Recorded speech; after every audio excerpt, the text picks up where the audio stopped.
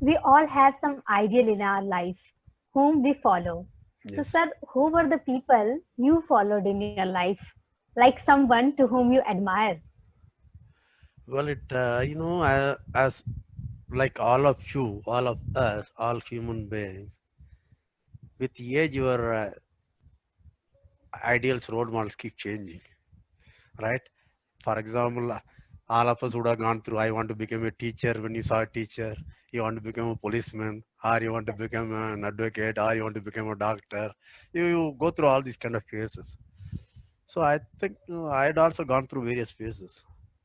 Okay, sometime till for a long time, my idol was Swami Vivekananda. But once I started reading much more in depth, then I'm sorry, he was no more an ideal for me. Okay, such things do happen. Mhm. Okay, but then sometimes you should not. You try to interpret your from your framework, from your reference, what happened in their life or something. Okay, the circumstances may be different also, right?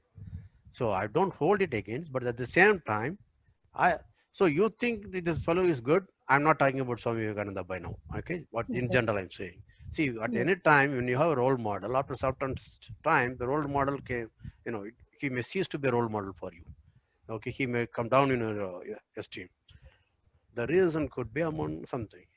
Okay, the reason could be among certain circumstances which force them to think differently. But you expected from today's knowledge, you should have thought about it. You should understood it. You should not acted this way. Okay, Mm. so maybe I'm applying that kind of yardstick. Yes, but it keeps changing. That I do not think that I have a specific role model nowadays. When I left University of Mumbai to come to University of Hyderabad, I sent a thank you letter to all my colleagues in Mumbai, saying that if you look at my Facebook, also there is one such on Teachers' Day. I kind of learn from everybody. Okay, whatever is good in somebody, I try to take, and so and certain times you also learn from somebody not to do that. Okay, so in some Okay. sense, every human being is a teacher. Why even human? Even a living thing may be a teacher. Okay, so I believe that you can learn from everybody. So instead of being stuck with one single role model, Yes, sir. That's why you are our role model. no, you should not. You Yes, you should not sir. consider me. Yeah, no, no. There may be good things in me. You learn it, but there may be other things also you should learn, and there may be certain things which are not proper with me. So Sir, you have dedicated your topology book to some of your teachers. yes, I mean, tell us a few words about that. I mean, uh, about professors. yeah. See, I don't have that copy with me, but let me quickly go through. I think the first teacher who made an impact on my life was a primary school teacher who was the first person who kind of imbibed love for Tamil literature and some kind of some sense of uprightness. His name is Thiruvarasan. There is a caste name. In those days, he used to come Thiruvarasan Pillai. He was the first one. And later in my life, I think when I came to university, BSc days, there are two people whom I liked. There was one Professor Ganesan, and he was very fond of teaching and very enthusiastic. He will just jump around, do various kinds of stuff. Very beautiful. He taught algebra, and one great thing about him is, he was teaching something. Then I said, sir, that statement is wrong. What you want to prove is wrong. He said, no, no, I have a proof. Okay, I have been teaching it for last 20 years. Yes. I said, it's still it's wrong. No, no, I'll give you a proof. You just check it. Then I said, no, I know where your proof will go wrong. So I opened my notebook, and wrote down, you are going to claim this. This is wrong. Okay. And when he finished the proof, now where is the mistake in my proof? Then I showed him. I won't show it to you. I will show it from my book. I showed him. You will claim this. This is wrong. Do you see that? I still remember the way he said that. He said that, for 15 or 20 years, I've been teaching this, the same proof. And there were students who got 98% in MSc. See, 98% in MSc. Total average, out of 1,000. Okay. 980 or whatever the number. Okay. And even those students, because he thinks that's a great thing. Okay. And yeah, Ganeshan, yeah, Balakrishnan, yes, I'll come to that. Okay. Yeah. So that Thiruvarasan is missing. That's the first name I should have said it. Anyway, he said that, okay, you are the first one who did that. And it is really amazing that you did that. Okay. Openly in front of 100 odd students, he said that in a class. How many of us as teachers will have that kind of courage, whatever you call it, honesty to say that?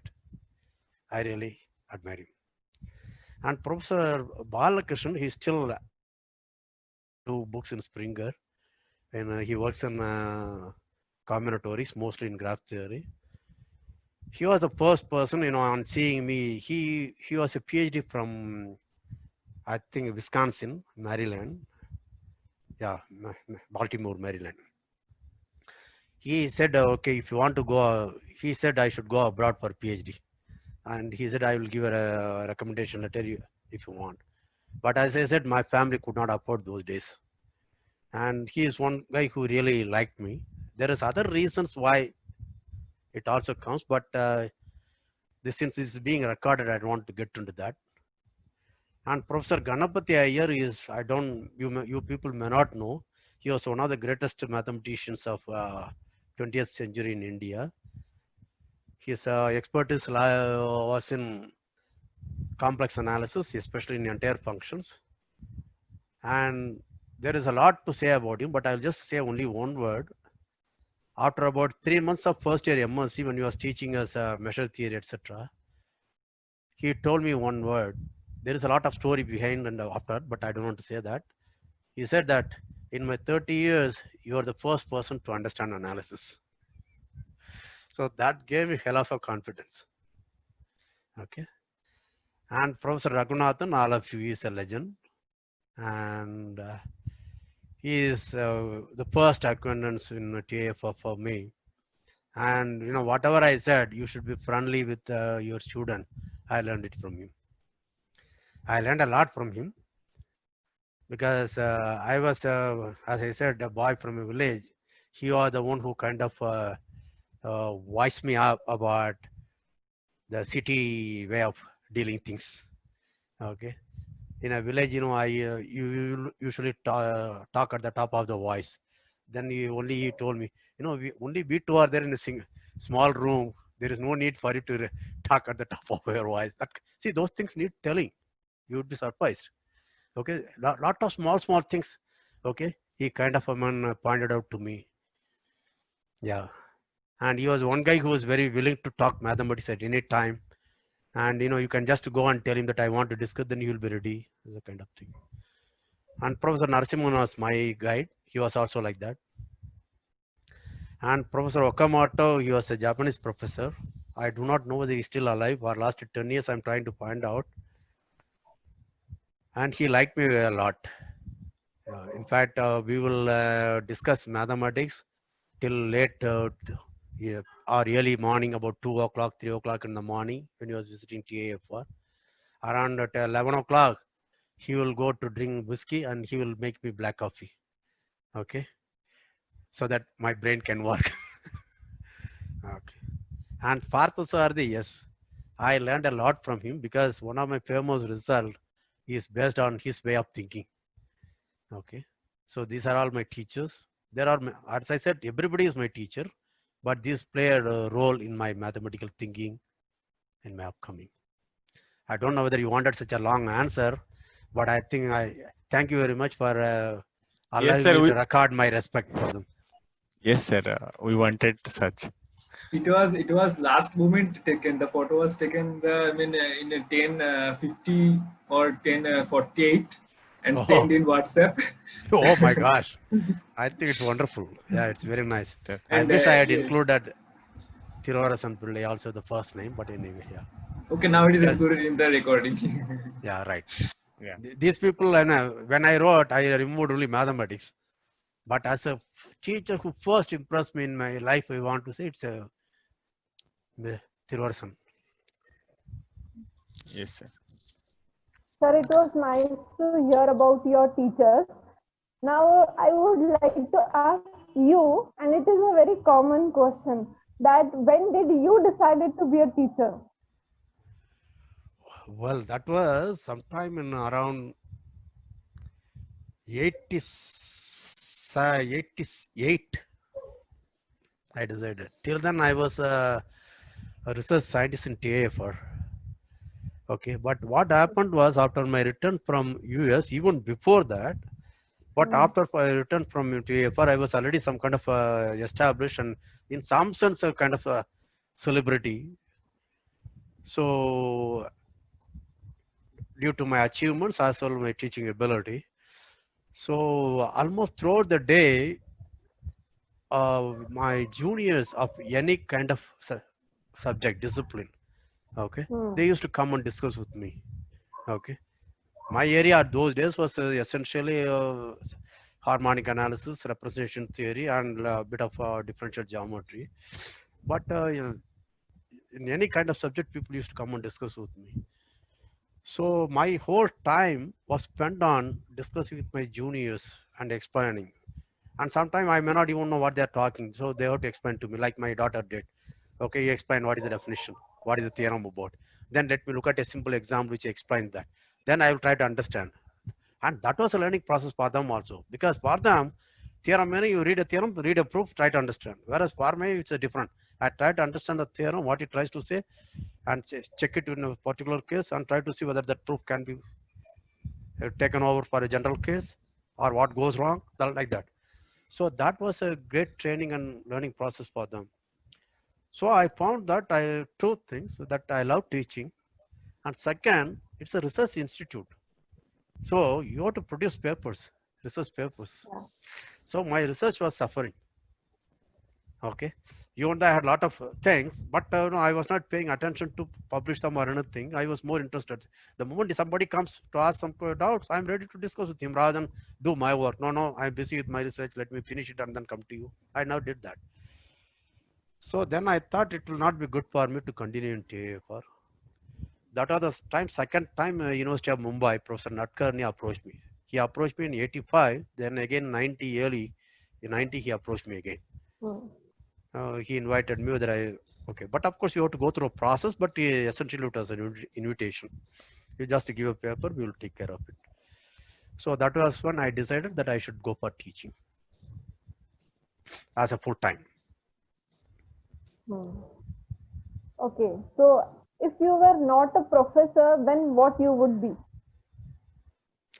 Yeah, it's very hard to think.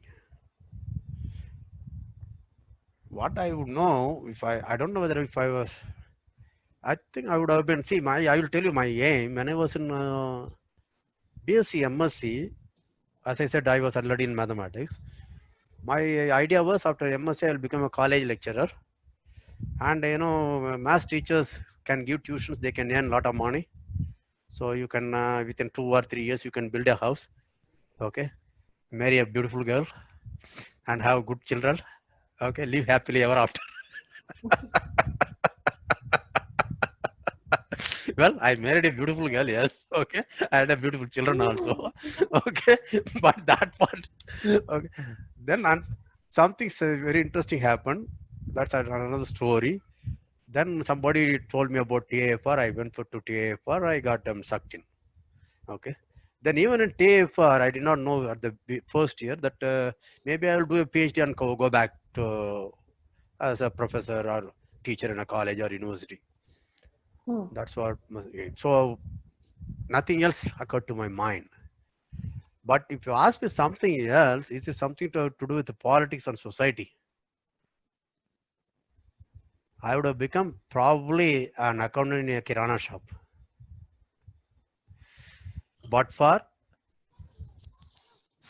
totally, essentially, totally free education in our country.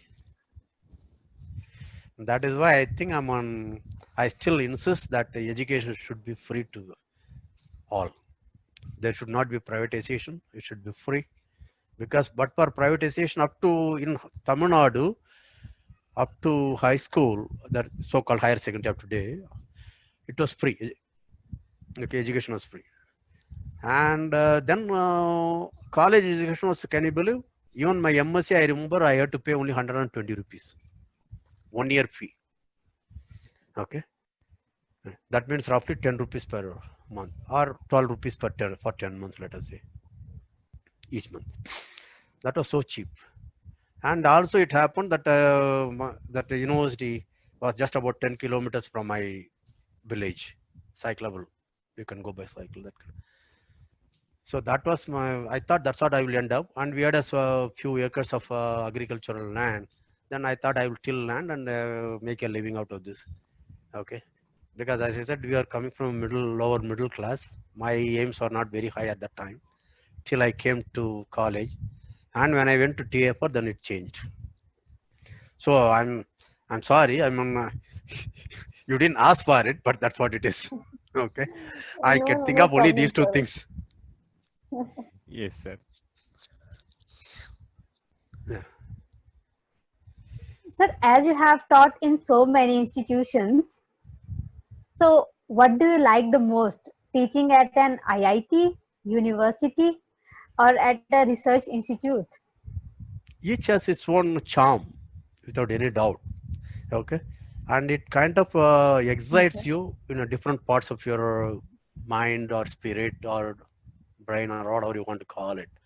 It kind of tickles your certain part of your emotion. For example, when I teach at research institute, the students are brilliant, okay, or the even colleagues are brilliant, and especially in TAFR. So naturally, it's more challenging, okay, and you have to think, race ahead.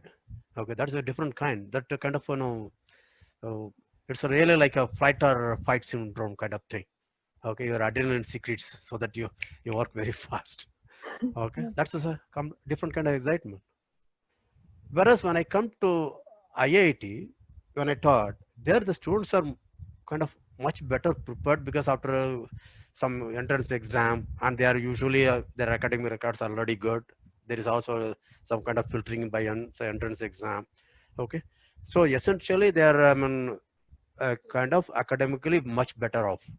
Okay, with background as well as intellectually. Correct. Sir. So teaching them, you can do a lot more.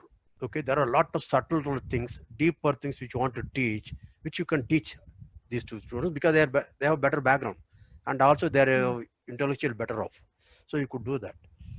But when it comes to something like a state university, okay, it's a completely mixed baggage. Okay, there are students who can be extremely good, and there are students who are bad. But bad, again, there is something which I want to be very clear about. Bad in the sense there is nobody actually bad. It's some kind of, they are not exposed to good way of thinking or something. Yes. And there are also people whom I call late blossoms. You understand that? On the same tree, there will be 10 flowers body, but some will blossom fast, brighter, better. Some will take a lot more time. But you may also find this fellow who blossomed first made burnout case pick, whereas this will be more longer. Okay, it blossomed at 10 o'clock in the morning, but till 9 o'clock in the evening also it will still be fragrant and fresh looking. Whereas this fellow who came about 8 o'clock, by 11:30 he'll be out. Yes. So that kind of thing happens. So what I find is in here, it's a kind of the balancing game is somewhat tough for me in state universities, because you have to cater to good students as well as you do not want to demoralize the so-called weak students. I would not say bad students, weak students. And there may be late blossoms. Then you want to kind of make them realize their potential. right? You are good. Just because you are not exposed to good thinking or good teaching, you are suffering, but you can do better. You have to extract that kind of thing from them. So that challenge is completely different. So I think I'm on teaching at any level, at any institute is good. They have different kind of excitement for me. Really amazing answer, sir. Yes, sir. That's so and clever answer. You are so I was not clever. trying to be clever. I was trying to be honest. Yeah, Mm. because after a long time, this recently I taught courses at IIT Kanpur. I could see the thing. It revived me back to what I taught in US or what I taught in IIT later, or what I taught in some other like research institutes as a beginning students when I went. They're still not research workers, but beginning students, or even some other specialized courses. So when I compare all these things, then I try to, one of the things which I do is I try to introspect whatever has happened. I try to think over, then try to understand what happened, why I enjoyed, why I didn't enjoy, what should be done to do better, that like that. Yeah. That is why I was ready to come with an answer. They are different for me. Yeah. Sir, did this happen with you that you had a great idea but could not just implement it? Like someone said, you cannot implement it. How did you react? See, very interestingly, many times it has happened, but I have learned a trick which I tell all youngsters nowadays, especially all my colleagues, younger colleagues. Okay, I will also teach you that trick.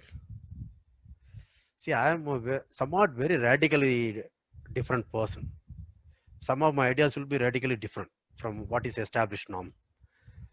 So whenever you put forward such ideas, there will be natural resistance. Sometime if it, okay, even hostility, okay, or they think they are trying to disrupt a system which is already working reasonably well, okay. Okay. But you think you have a better idea which you could improve, or it will simplify or something. Hmm. Then what I learned is in my younger days, I used to go headstrong. Okay. I will try to argue why this is better. Okay, case by case. Take this. Take this is the step. This is the step. Take this. Why this is better? Hmm. Like that. Okay. Very, very logically. Okay. Stubborn, very tenacious arguments. Go through full. Okay. They may not be able to answer you, but what happens is the hostility to okay adapt your ideas, or you want to think about your ideas. Okay, you Hmm. can see that. You look at their eyes, then you know you married a hostile person. You didn't make a friend. Okay, you didn't win a friend. You made an enemy kind of thing. Not enemy, something. Okay, Hmm. a person who is going to oppose your ideas. Then slowly I changed my tactics. The tactics is very simple. Whenever there is a radical idea, you Hmm. try to be put forward it in a very self-effacing way. Hmm. I don't know whether you know that word self-effacing. Okay, don't try to put it. You simply say, see, this is the idea. I don't know whether it will work, but it looks a little impractical also, but I think it's worth considering, like that. Hmm. Okay, you don't say it's a much better idea than yours. I can say why it is better. Don't say such things. Okay, and put in this kind of a very vague way. But what I call is like a seeding. You see, Hmm. see, I come from an agriculture family. You put a seed, okay. When the rain comes, when the opportune climate comes, it's going to sprout. The plant is going to come. Yeah. Okay. So don't try to push today itself the plant should come. That's the lesson I learned. Okay. So I simply give that idea. Okay. And just pretend I'm not very serious about following it up. Okay. You will see it germinates in them. This self-effacing way. Okay. It just works on them. There may be something they will begin to think. After, depending upon various things, maybe few hours, few days, few weeks, few months, even a couple of years later, okay, they will come with it and they will claim it's their own idea. It's fine. Something good has to happen, it happens. Who cares? I don't want credit. If some it happens, happens. That's the word I did. So coming back to your question, yes, there are ideas and there were a lot of things, and I was able to overcome them. Certain things I don't want to say, some of the things which had really happened, because you know, all said and done, people, their ego will be hurt. Okay. Or even certain organizations' ego will be hurt.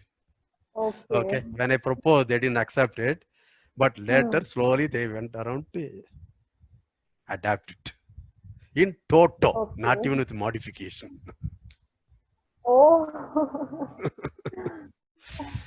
But learn to strike, because all of you are young, you will begin to work. Okay. You know, it has nothing to do with, you know, any place. Wherever you work, even with your relations, okay, if you have completely radically different idea, right, don't try to push it head first kind of thing. Okay, slowly I will put it as a seed, just very gently describe, okay, and pretend as though that you are not very serious about it. The only thing is, you in all probability you won't get credit for it. Okay, that's all right. If you want only public good, you should be ready for let go of it. This is very nice trick, sir. In fact, some of my younger colleagues have reported back to me in their faculty meetings, your method worked better. Earlier I had problem. Okay. Yeah. But we will not compare with Kylie's trick. Pardon me? We will not compare with Kylie's trick. This trick with Kylie's trick. Yeah. Right. So, sir, when you were a professor, so everything was going very nicely in your life, right? Like you were happy that you are a professor. So, what was the turning point of your life that you decided, no, I want to reach more students, I want to do these things now? Oh, that happens very much early in life. See, as I told you, what propelled me into teaching as my career, okay, as a kind of a permanent job. That happened in TA for my interactions with youngsters. And this happened within the first year of my being a professor at University of Mumbai. What I found was I started teaching, and it was, I still remember, it was supposed to be differential geometry of curves and surfaces. So I wanted to quickly recall inner product on Rn, okay, how to look at various things. And then I found students didn't have any idea, but all of them had already learned inner product spaces, everything. Then I found about 10 students who are very eager. Then I took them out. I paid special attention. Okay, on Saturdays I used to meet them separately and give them extra work and teach them separately some other thing. And what I found was in the end of second year, okay, for example, I still remember one student, many of them didn't even have basic idea of real analysis, even though they are all done in BSc real analysis, and MSc they are again learning real analysis and measure theory, and not to mention complex analysis, but their basic real analysis was very bad, except they know some theorems from memory. But at the second year, I was able to train them to teach something very, very deep result of 20th century, a special case. Okay, even TFR could not boast of it even today. Okay, the Atiyah-Singer index theorem, very special case. I was able to teach them with all the basic geometry needed, topology needed, analysis needed. Okay, right. You may wonder how much they had understood 100%. Certainly not. But they were able to understand even 30-40% of that kind of thing at the end of the second year, who was struggling with the basic inner product spaces and basic real analysis. In a matter of something like 19 months, they were able to do, 19 to 20 months, they were able to do. That's what. Then I thought, if I can make such a change, why shouldn't I take it to in a larger context at a bigger canvas? That's when I was started thinking about the word MTTS was coined much later, but I started thinking about it. So its genesis is around 91. Means after 2 years you started MBBS. Yes, because in one of the Okay. meetings I have to discuss that idea. Then, yeah, we started that.